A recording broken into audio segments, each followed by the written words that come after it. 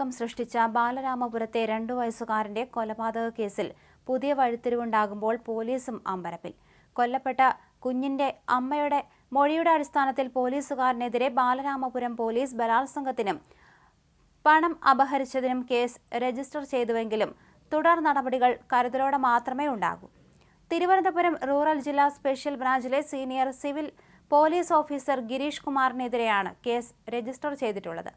Balaramapuram police station crime 171/2025 നമ്പറായി register ചെയ്തിട്ടുള്ള കേസിൽ ഭാരതീയ ന്യായ സംഹിത അനുസരിച്ച് വകുപ്പുകൾ ചുമത്തിയിരിക്കുകയാണ്. ഇതിൽ പലതും ജാമ്യമില്ലാ കുറ്റങ്ങളാണ്. കേസ് രജിസ്റ്റർ ചെയ്തെങ്കിലും ഗിരീഷ് കുമാറിനെ ഇതുവരെ അറസ്റ്റ് ചെയ്തിട്ടില്ല. 45 ദിവസത്തെ ലീവ് എടുത്ത് മുങ്ങിയിരിക്കുകയാണ് ഇയാൾ. അന്വേഷണ സംഘത്തിനു നൽകിയ പീഡന പരാതിയുടെ അടിസ്ഥാനത്തിൽ പോലീസുകാരനെതിരെ ബാലരാമപുരം പോലീസ് കേസെടുത്തിരുന്നു. പരശുവയ്ക്കൽ സ്വദേശിയാണ് ഗിരീഷ്. പോലീസുകാരനെതിരെ കേസെടുത്തെങ്കിലും കൂടുതൽ അന്വേഷണം നടത്തിയാലേ തുടർ നടപടികൾ സ്വീകരിക്കാനാകൂവെന്ന് ബാലരാമപുരം പോലീസ് ഇൻസ്പെക്ടർ ധർമ്മജിത്ത് പറഞ്ഞു. തിരുവനന്തപുരം റൂറൽ ജില്ലാ പോലീസ് മേധാവിയുടെ ഓഫീസിൽ പ്രവർത്തിക്കുന്ന ജില്ലാ സ്പെഷ്യൽ ബ്രാഞ്ച് ഓഫീസിലാണ് ഗിരീഷ് കുമാർ ജോലി ചെയ്യുന്നത്. നേരത്തെ ഉണ്ടായിരുന്ന ജില്ലാ പോലീസ് മേധാവിയുടെ ഗുഡ് ബുക്കിൽ കയറി പറ്റിയിരുന്ന ഇയാളായിരുന്നു ഇവിടെ കാര്യങ്ങളെല്ലാം നിയന്ത്രിച്ചിരുന്നത്. ബന്ദവസ ഡ്യൂട്ടി, VIP വിസിറ്റ് എന്നിവയുടെ എല്ലാം ചുക്കാൻ പിടിച്ചിരുന്നത് ഗിരീഷ് കുമാർ ആയിരുന്നു. മുൻ ജില്ലാ പോലീസ് മേധാവി കൊല്ലത്തേക്ക് സ്ഥലം മാറിപ്പോയപ്പോൾ അവിടേക്ക് സ്ഥലം മാറ്റം വാങ്ങി പോകാനും ശ്രമിച്ചു. പക്ഷെ നടന്നില്ല. കുട്ടിയുടെ കൊലപാതക കേസിന്റെ അന്വേഷണ ഭാഗമായി അമ്മയെ ചോദ്യം ചെയ്തപ്പോഴാണ് ബലാത്സംഗം പുറത്തായത്.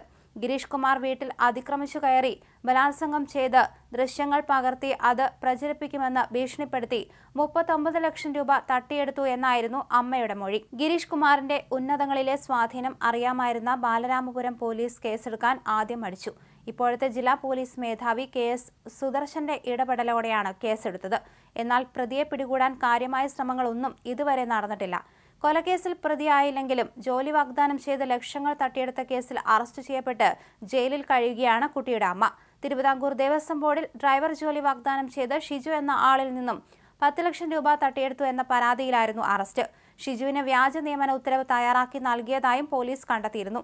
കഴിഞ്ഞ ജനുവരി 30-നാണ് കുട്ടിയെ വീടിനടുത്തുള്ള കിണറ്റിൽ മരിച്ച നിലയിൽ കാണുന്നത്.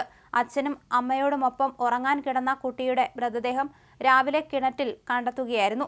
കുട്ടിയുടെ അമ്മയുടെ സഹോദരൻ പിന്നീട് അറസ്റ്റിലായി. അമ്മയോടുള്ള വ്യക്തിവിരോധം തീർക്കാനായി കുട്ടിയെ കിണറ്റിൽ എറിഞ്ഞു കൊല്ലുകയായിരുന്നുവെന്നാണ് ഇയാൾ പിന്നീട് വെളിപ്പെടുത്തിയത്.